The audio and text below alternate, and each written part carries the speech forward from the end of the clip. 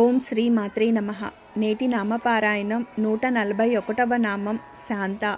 శాంత అనగా ఏ విధమైన ఒడిదొడుకులు తొట్రుపాటు లేనిది. అనుకూల ప్రతికూల పరిస్థితులు కానీ, ప్రమోద ప్రమాదములు కానీ, లాభ నష్టములు కానీ, సుఖ దుఃఖములు కానీ, జయాపజయములు కానీ, మరి ఏ ఇతరములైన ద్వంద్వముల వలన ఏ విధమైన ఉద్వేగము, భీతి, తొట్రుపాటు కలగని చిత్త నిశ్చల స్థితిని శాంతము అంటారు. శమము కలది శాంత. నిష్కలం నిశ్చలం శాంతం అని త్రిపురోపనిషత్తులో దేవీ రూపం చెప్పబడినది. శా వర్ణము అమృత బీజము. అమృత బీజమే ఆత్మగా కలది. శాంత అంటే సమస్తాన్ని సుఖాంతం చేసే దేవి. శం అంటే శుభము, మంగళము అని కూడా అర్థము. పరమేశ్వరి విశ్వమంతా వ్యాపించి ఉంది. అంతేకాని కొంత పరిధికి మాత్రమే కాదు. చిత్తవృత్తి నివృత్తిని సూచించే స్థితిని శాంతము అంటారు. ఈ స్థితి నిష్క్రియత్వ అలసత్వాలతో ఏమీ పట్టనట్లు, నిమ్మకు నీరెత్తినట్లు కదలకుండా కూర్చునే స్థితి మాత్రమే కాదు, సాధనతో శాంత స్థితిని పొందవచ్చును. ఈ స్థితి సాధనలో చాలా చాలా విలువైన స్థితి. ఖరీదైనవి పొందడం కష్టం కావచ్చు, కానీ విలువైనవి పొందడం కష్టం కాదు. బంగారం, ఆస్తి ఇలాంటివి ఖరీదైనవి. ఇవి పొందడం కష్టం కావచ్చు, కానీ నిర్మలత్వం, ప్రశాంతత, గాలి, శ్వాసల విలువైన వాటిని పొందడం కష్టం కాదు. సా అను అక్షరంతో అంతమగునది. సా ప్లస్ అంత అంటే శాంత. సాధన ఈ శకార సంబంధమైన శంను పొంది అనగా శాంతిని, అనగా నిశ్చల చిత్తాన్ని పొంది శ్రీం అనే అమ్మవారిని చేరడంతో పూర్తి అవుతుంది. యోగ్యతా స్థితిని ఇచ్చు అమ్మవారిగా ఈ నామానికి అర్థం చెప్పుకోవచ్చును. మనశ్శాంతి అంటే ఆత్మకు శాంతి. సాధారణంగా ప్రతి ఒక్కరూ నా మనస్సుకు శాంతి కావాలి, నేను అశాంతిలో ఉన్నాను అంటారు. ఇక్కడ నేను అను శబ్దము నోటి నుండి వస్తుంది. మనలోనే ఉండి నేను అని పలుకుతున్నది ఎవరు? ఈ నేను ఎవరు? ఇది తెలుసుకోవడం అందరికీ ముఖ్యం. తమకు తాముగా నేను అని పలుకుతున్నది చైతన్యాత్మక శక్తి, నిరాకారమైనది. జ్యోతిర్బంధు స్వరూపాత్మ పంచభౌతిక దేహాన్ని ధరించిన పిమ్మట జీవాత్మ అని పిలువబడుచున్నది. ఆత్మ శరీరం నుండి వేరుగా నిరాకార స్వరూపమును అనగా అశరీరమైనప్పుడు చూడలేదు, మాటలు వినలేదు. ఆత్మ శరీర ధారణ చేసినప్పుడు జీవాత్మ సుఖ దుఃఖములను, శాంతి అశాంతులను అనుభవం చేయగలుగును. శరీరం లేని ఆత్మకు అశాంతి దుఃఖములు ఉండవు. జీవాత్మగా ఉన్నప్పుడే అవి అనుభవిస్తుంది. ఆ సమయంలో జీవాత్మ శాంతిని కోరుకుంటుంది. ఈ అశాంతి అనే బాధను అనుభవించినప్పుడే శాంతిని కోరుకుంటారు. లేకుంటే మనశ్శాంతి కావాలి అని ఎవరూ కోరుకోరు కదా. ఈ నామానికి క్రింది అర్థాలు చెప్పుకోవచ్చును. ఏ విధమైన ఒడిదుడుకులు తొట్రుపాటు లేనిది, శకార సంబంధమైన శంను పొందింపచేసి సాధకుని తన దగ్గరకు చేర్చున్నది. శమము కలది శాంత అని అర్థము. అంతమున శాంతి కలిగించున్నది శాంత. శకారము అంతమున కలదగుటచే ఆరాధనానంతరము ప్రశాంతతనిచ్చునని అర్థము. దైవారాధనమునకు ఫలశ్రుతి శాంతము పొందుటయే. అట్లే సర్వకార్యముల ముగింపు శుభముగను ఆనందముగను శాంతి కలుగునట్లు అనుగ్రహించున్నది శ్రీలలిత. దైవారాధకులకు ఏ విధముగా శాంతి కలిగించవలెనో ఆ విధముగా శాంతిని ప్రసాదించున్నది దైవము. ఆర్తులకు ఆర్తి తీర్చుట, కోరికలు కలవారికి కోరికలు తీర్చుట, జిజ్ఞాసువులకు జ్ఞానమందించుట, జ్ఞానులకు సాన్నిధ్యము ఇచ్చుట వలన వారికి శాంతి కలుగును. తాత్కాలికమగు శాంతి నుండి శాశ్వతమగు శాంతి వరకు సమస్తమును అనుగ్రహించు శ్రీలలితను శాంత అని పిలుతురు. శమము కలది శాంత. నిష్కలం నిశ్చలం శాంతం అని త్రిపురోపనిషత్తులో దేవీ రూపం చెప్పబడినది. ఈ నామస్మరణ చేయడం వల్ల మనశ్శాంతి కలుగుతుంది, ప్రశాంతత లభిస్తుంది, ఏకాగ్రతతో పనిచేయగలుగుతారు. ధ్యానానికి సహకరించే ఉత్తమ మంత్రం. ఈ నామం చెప్పుకునేటప్పుడు శాంతాయై నమః అని నమస్కరించాలి. ఓం శ్రీ మాత్రే నమః. ఓం శ్రీ మాత్రే నమః. నేటి నామపారాయణం 142వ నామం నిష్కామ. ద్రవ్య వస్తువుల మీద మనస్సు నిలిస్తే కామం ఉద్భవిస్తుంది. కోరబడే దాన్ని బట్టి అల్పకామము, మహాకామం అని కామం 2 రకాలు. దుఃఖానికి దారితీసేవి. అవి తీరిన తర్వాత కూడా ఇంకా ఏవో కావాలనిపించేవి అల్పకామం క్రిందకి వస్తాయి. తన కోసం, తన వారి కోసం మాత్రమే పరిమితమయ్యేవి కూడా అల్పకామాల క్రిందకే వస్తాయి. సాధారణంగా కామాలన్నీ ఈ తరగతికి చెందినవే. ప్రళయం అయిన తర్వాత సృష్టికి ముందు సృష్టిద్దామన్న కోరికను మహాకామం అంటారు. ఈ మహాకామం కలిగిన వాడే మహాకామేశ్వరుడు.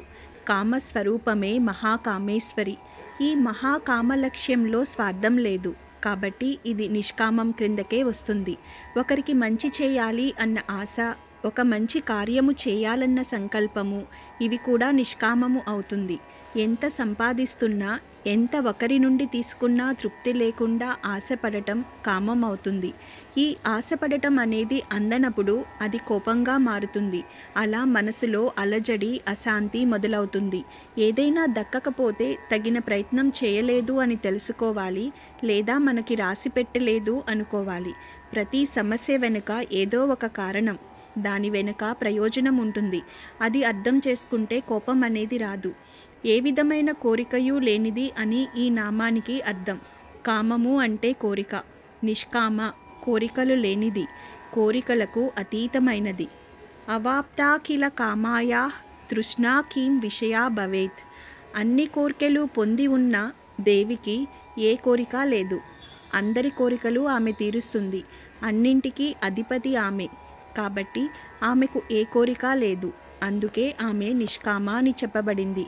పూర్వకాలంలో బదరీ క్షేత్రంలో నరనారాయణులు తపస్సు చేసుకుంటున్నప్పుడు వారికి తపోభంగం కలిగించటానికి దేవరాజైన ఇంద్రుడు అప్సరాంగనలను పంపించాడు. నారాయణుడు దేవకాంతలను చూసి చిరునవ్వు నవ్వి తన తొడల వైపుకు చూడగా ఊరువుల నుంచి అపురూప సౌందర్య రాశి ఉద్భవించింది. ఆమె ఊర్వశి. ఊర్వశి సౌందర్యాన్ని చూసి అప్సరాంగనలు సిగ్గు చెందారు అని చెప్పబడింది. అప్సరాంగనలను మించిన సౌందర్య రాశులను సృష్టించగల నారాయణుడు వారి సౌందర్యానికి దాసుడు కాడు కదా. అలాగే సర్వ ప్రాణికోటి యొక్క కోర్కెలు తీర్చగల ఆ దేవికి ఇంకా ఏ రకమైన కోరికలు ఉండవు. అన్ని కోరికలు పొందిన దేవికి ఇంకా ఏ విషయం మీద కోరిక ఉంటుంది? అందుకే దేవి నిష్కామ. కామము లేనిది, కామముచే బంధింపబడనిది, కామమునకు అతీతమైనది శ్రీలలిత. అన్ని కోరికలు పొందగలిగిన సమర్థత ఉండి ఏ కోరిక ఎందు ఆసక్తి లేక కేవలము పరతత్వమునే ఆశ్రయించి ఉండు వారిని నిష్కామలందురు. సృష్టి ఎందలి సమస్తము శ్రీలలితకు అందుబాటులోనిదే. కావున సృష్టి నుండి ఆమె పొందవలసినదేమీ లేదు. తన యందు ఉన్నదే సృష్టి యందు వెలసినది. తన యందు ఉన్నవి తనవే కనుక వానిని పొందవలసిన అవసరమే లేదు. జీవులు తమ యందు లేని వానిని పొందుటకు శ్రమపడుచుందురు. అది వారిలోని లేమి. ఉన్నది పొందవలసిన ఆగత్యం లేదు. నిజమునకు అంతయు తమలోనే ఉన్నదని తెలిసిన జ్ఞానులే నిష్కాములు. వారు త్రిగుణములను దాటినవారు. వారిని ఇచ్ఛాశక్తి బంధించదు. ఇక శ్రీలలిత విషయమునకు వచ్చినచో జ్ఞానులకు సైతము మోహము కలిగించునేమో కానీ తనకెట్టి మోహము లేదు. పరమేశ్వరుని యందు కూడా అర్ధభాగమై స్థిరపడుట వలన ఇక పరతత్వమును గూర్చి కూడా ఇచ్చలేనిది శ్రీదేవి. పై కారణముగా శ్రీలలిత పూర్ణస్థితి యందున్నది. ఆమెకు తనకన్నా అన్యమైనది లేదు. అన్యమున్నచో కదా పొందవలననిపించుట. అంతా తానే ఉండుట వలన ఆమె నిజమగు నిష్కామ. పరమశివుడు నిష్కాముడు. శివుని నిష్కామత్వమునకు శ్రీలలిత నిష్కామత్వమునకు పోల్చి చూసినచో ఒక విధముగా ఆమె నిష్కామత్వమే గొప్పదనిపించును.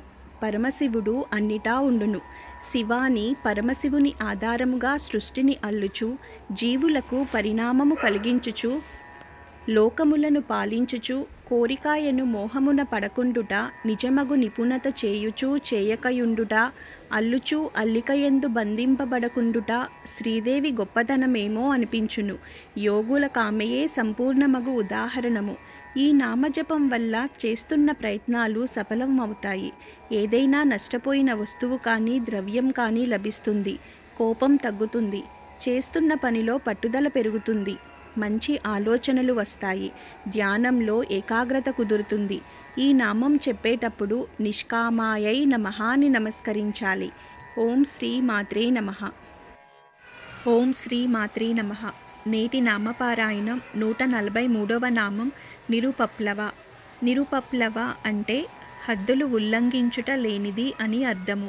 ఉపప్లవము అంటే సాధారణంగా ఉపద్రవము అని, ఆపద అని, ప్రళయమని చెబుతారు. కానీ ఉపప్లవం అంటే నిజమైన అర్థం హద్దులు ఉల్లంఘించటం. నిరుపప్లవం అంటే హద్దులు ఉల్లంఘించకపోవడం. ఉపప్లవం చేయడం వల్లనే అంటే హద్దుల్ని ఉల్లంఘించడం వల్లనే విపత్తులు వస్తాయి. కానీ ఆ విపత్తులను మనం ఉపప్లవాలంటాము. ఎన్నడూ హద్దులను ఉల్లంఘించనిది అమ్మవారు. అమ్మవారు అనే ఈ ప్రకృతిలో పంచభూత పదార్థ వృక్షాదుల ధర్మాలు ఎప్పుడూ ఉల్లంఘింపబడవు. ప్లవం అంటే పడవ, ఉపప్లవం అంటే అందుబాటులో ఉన్న పడవ అని అర్థం. సంసార సాగరాన్ని దాటించగల అందుబాటులోనున్న పడవలలో అమ్మవారిని మించిన పడవ వేరొకటి లేదు అనే అర్థంలో నిరుపప్లవ అన్నారు. సంసారం అనే నావ మటుకే కాదు, జీవితం అనే నావ సురక్షితంగా అవతలి ఒడ్డుకు చేర్చబడాలి అంటే అమ్మవారే నావ రూపంలో దాటిస్తుంది. జీవితంలో కష్టాలు సుఖాలు కాలంతో పాటు మార్పు చెందుతూ ఉంటాయి. వయసు అందం కూడా మార్పు చెందుతుంది. శరీరం నశించిపోతుంది. కానీ ఆత్మ నశించనిది. ఆత్మకు నాశనం లేదు. అటువంటి నాశనం లేనిదే అమ్మవారు. స్వల్ప కాల పరిమితి ఉన్న వాటిపైన అదే శాశ్వతం అనుకుని మోహపడటం ఒక మాయ. ఆ మాయ నుండి వెలుపలికి రావాలి అన్నా ఎప్పటికీ నాశనం లేని అమ్మవారే దారి చూపిస్తుంది. అయితే హద్దుల్లో ఉన్న వారికి మటుకే అనుగ్రహం దక్కుతుంది. హద్దులను ఉల్లంఘించనిది అని ఈ నామానికి అర్థం. లేదా హద్దులను ఉల్లంఘించటం లేనిది. సంసార జలదిని దాటించగల పడవలలో సాటి లేనిది. నాశనం లేనిది శ్రీలలిత అని భావము. సృష్టి స్థితుల యందు కాక లయమున కూడా ఉండునది శ్రీలలిత. ప్రకృతి పురుషులు లయమున కూడా నుందురు. లయమున ఆమెది యోగనిద్ర అనగా మెలకువ కాదు, లేని స్థితి కాదు. ఉండియు లేనట్లుండుట, లేకయు ఉండుట. లేనిచో ఉద్భవించదు కదా. ఉండును కానీ ఉన్నట్లు ఆమెకు తప్ప మరి ఎవ్వరికీ తెలియదు. కాయము రూపమున్న మేల్కొనినప్పుడు చతుర్ముఖ బ్రహ్మ మొదలగు వారికి ఉన్నామని తెలియను. ఎట్లుంటిమి అను ప్రశ్న కూడా జనించును. ఎట్లుంటిమో తెలియకపోవుట నిద్రస్థితి, తెలిసి ఉండుట యోగ నిద్రాస్థితి. శ్రీదేవి లయమున కూడా బీజప్రాయంగా తత్వమందు ఇమిడి ఉండును. కావున ఆమె నాశనము లేనట్లు. శ్రీలలిత నారాధించు భక్తులు కూడా ఇట్లే నాశనము లేక ఉందురు. నా భక్తులెన్నటికీ నశించరు అని శ్రీకృష్ణుడు పలికినది సత్యమే.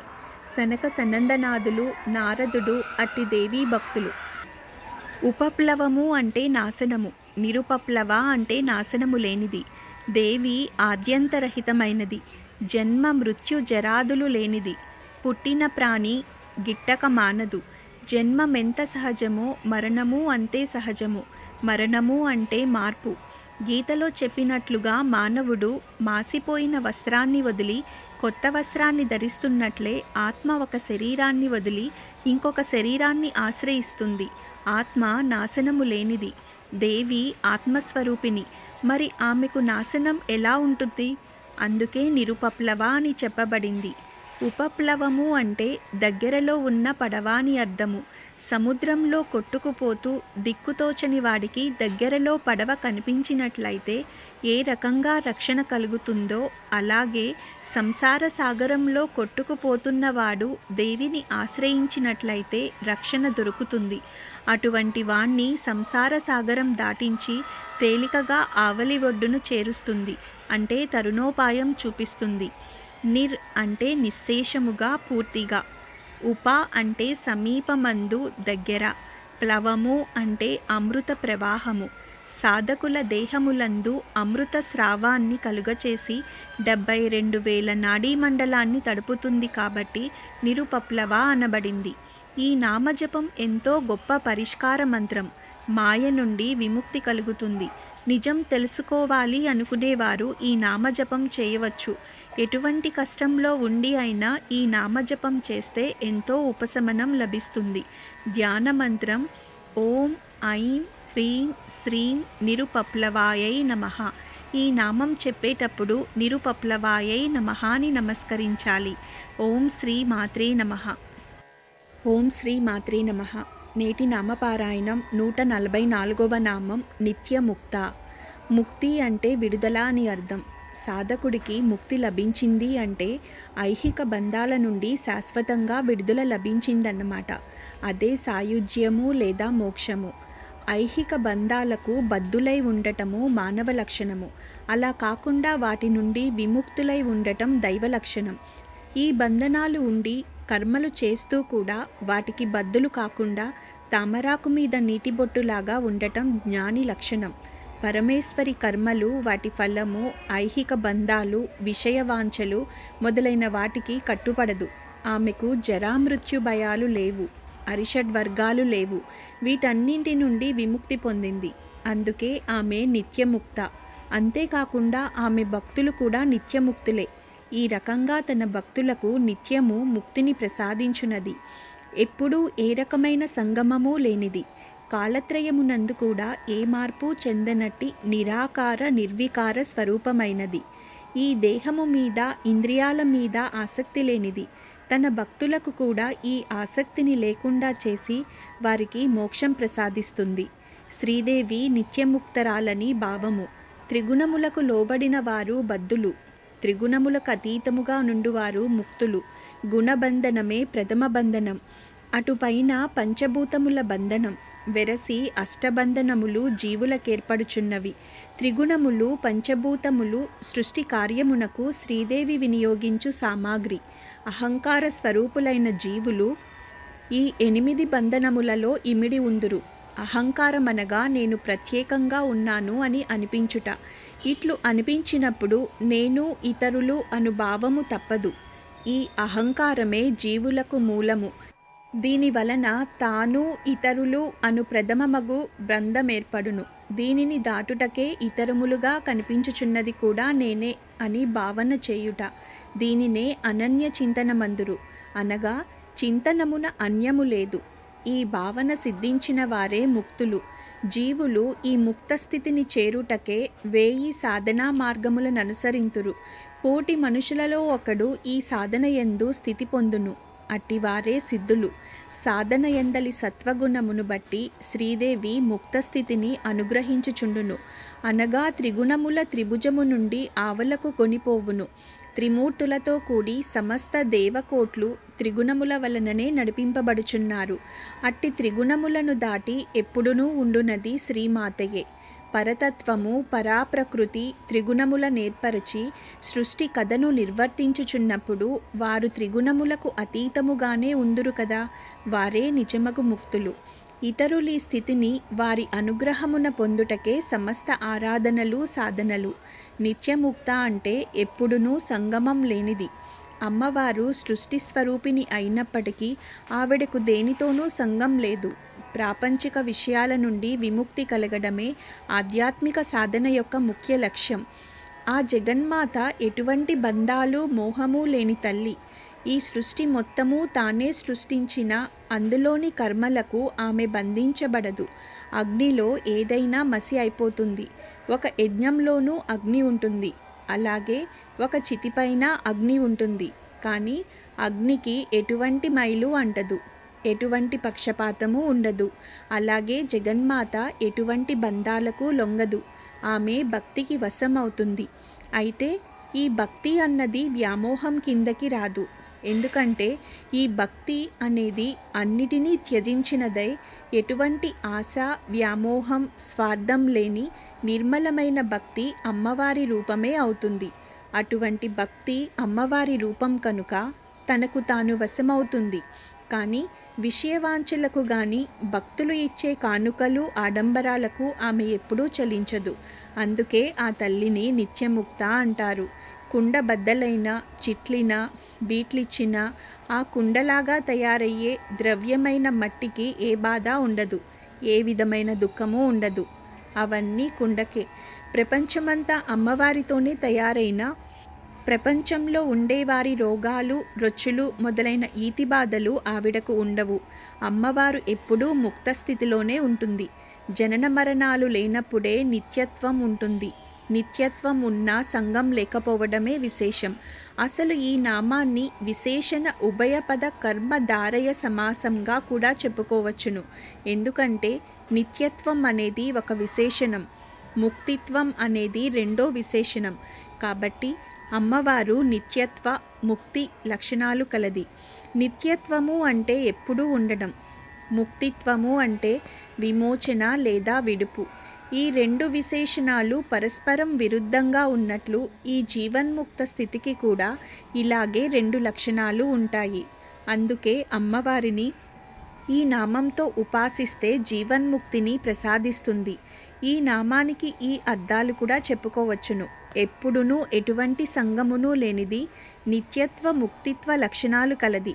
ఈ నామం యొక్క గొప్ప లక్షణం తెలుసుకున్నాము. ఈ నామజపం వల్ల అమ్మవారు ఆధ్యాత్మిక సాధన వైపుకి మనసు నిలుపుతుంది. విషయ వాంఛలు, అధికమైన కోపం, తొందరపాటుతనం తగ్గుతుంది. ట్రాన్స్ఫర్లు కావాలి అనుకునేవారు, ప్రమోషన్ల కోసం ప్రయత్నాలు చేస్తున్నవారు ఈ నామజపం చేయవచ్చును. ఈ నామం చెప్పుకునేటప్పుడు నిత్యముక్తాయై నమః అని నమస్కరించాలి. ఓం శ్రీ మాత్రే నమః. ఓం శ్రీ మాత్రే నమః. నేటి నామపారాయణం 145వ నామం నిర్వికార. వికారాలు 6 విధాలుంటాయి. పుట్టడం, ఉండడం, పెరగడం, మార్పు చెందడం, కృషించడం, నశించడం. ఈ ఆరింటిని షడ్వికారాలంటారు. భౌతిక జీవులందరికీ ఈ 6 వికారాలు ఉంటాయి. ఈ వికారాల్లో ఏ ఒక్క వికారము లేనిది అమ్మవారు. మార్పులు, వికారాలు, విపదనాలు ఆమె నేపథ్యంలో జరుగుతాయేమో కానీ ఆమెకు ఉండవు. జీవుడు దేహాన్ని ధరించడం, ఆయువు తీరాక నశించడం, ఈ క్రమము కర్మను అనుభవించడానికి జరుగుతుంది. అమ్మవారికి ఎటువంటి కర్మబంధాలు, వాసనలు అంటవు. ఆ తల్లిని భక్తిగా నమ్ముకుని వేడుకున్న వారికి కర్మబంధాల నుండి, జనన మరణ చక్రాల నుండి విముక్తి కలిగిస్తుంది. ఎటువంటి గుణాలు మనసుకు అంటకుండా చూడాలి. హృదయం నిర్వికారంగా మార్చుకోవాలి. అప్పుడు అటువంటి హృదయంలో దైవం కొలువై ఉంటుంది. ఏ విధమైన వికారాలు లేనిది అని ఈ నామానికి అర్థం. శరీరం నశిస్తుంది, కానీ ఆత్మ నశించదు. ఆత్మస్వరూపిణి అయిన దేవికి జన్మ జరా మృత్యువులు లేవు. కాబట్టి పైన చెప్పిన వికారాలు ఏవీ ఉండవు.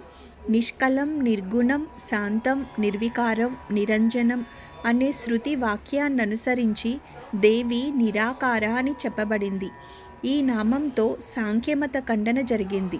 వికారము లేనిది శ్రీమాత అని భావన. వికారమనగా మార్పునకు గురియగునది. మార్పులు జరుగుచున్నను శ్రీమాత మార్పు చెందక ఉండును. సృష్టి నిర్వహణమనగా ఒక మహత్తరమగు అగ్ని కార్యము. అగ్ని వలన మార్పులు సంభవించి ప్రకృతి పురుషుల నుండి 14 లోకములేర్పడును. అయినను అగ్ని అగ్నిగానే ఉండును కదా. మార్పులకు స్వామిత్వం వహించువారు అట్టి మార్పులకు అతీతముగా ఉండినచో మాత్రమే సంకల్పించిన మార్పులు వలసిన ప్రయోజనమును సిద్ధింపచేయగలవు. అట్లు కానిచో స్వామిత్వమే రాదు. మూల వస్తువు మారక దాని ఆవరణల యందు మార్పులు జరుగుట ఆత్మలక్షణము. అట్టి ఆత్మస్వరూపిణి అయిన శ్రీమాత సృష్టి కొరకై తన నుండి 23 తత్వ వికారములను కల్పించినప్పటికీ అందు వికారము చెందక ఆమె 24వదిగా ఉండును. అందులకే ఆమె గాయత్రి అని కొనియాడబడుచున్నది. ఎట్టి వికారములు లేక ఒకే విధముగా ప్రకాశించు తత్వము కలది శ్రీమాత అగుటచే ఆమె నిర్వికార. పరమపురుషుడు నిర్వికారుడు. ఈ నామంతో జపం చేయడం వల్ల ఎటువంటి నాశనము జరగదు, ఎటువంటి నష్టము రాదు. పరీక్షలకు వెళ్ళే ముందు కానీ, ఏదైనా ముఖ్యమైన పని మొదలు పెట్టేటప్పుడు కానీ ఈ నామజపం చేయడం వల్ల విజయం లభిస్తుంది. ఈ నామం చెప్పేటప్పుడు నిర్వికారాయై నమః అని నమస్కరించాలి. ఓం శ్రీ మాత్రే నమః.